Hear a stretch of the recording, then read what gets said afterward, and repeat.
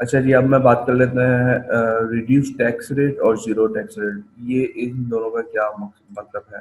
For example आपने standard rate जो है आपने स्टोर में दे दिया कि $10 10% जो है इस फला स्टेट के ऊपर मैं चार्ज करूँगा। ठीक है, अब वो तो हो गया। अब रिड्यूस टैक्स, अब आप कहते हैं कि मुझे स्पेसिफिक आइटम के ऊपर अलग से 10% की जगह 12% चार्ज करना है। तो आप जो है यहाँ से इंसर्ट करेंगे, आपने यूएस का दे दिया, सारी चीज़ें वैसे ही जो है ना डालनी है, सारी स्टेट सिटी सारी चीज़ें, और यहाँ पे 12% कर दिया।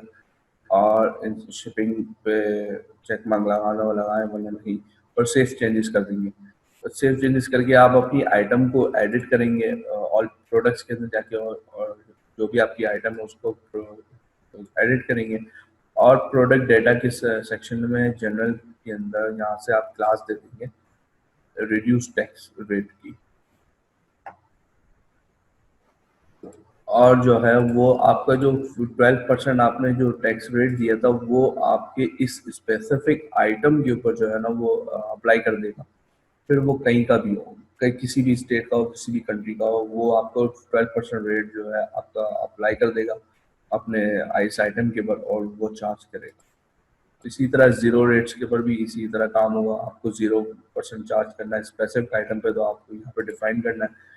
और जो है इसी तरह जो है ना कॉलम बना हुआ आएगा आपके पास, और उसके अंदर टैक्स रेट जो है ज़ीरो कर देंगे, और यहाँ पे इस स्पेसिफिक आइटम को ज़ीरो रेट पर डाल के आगे बढ़ा देंगे।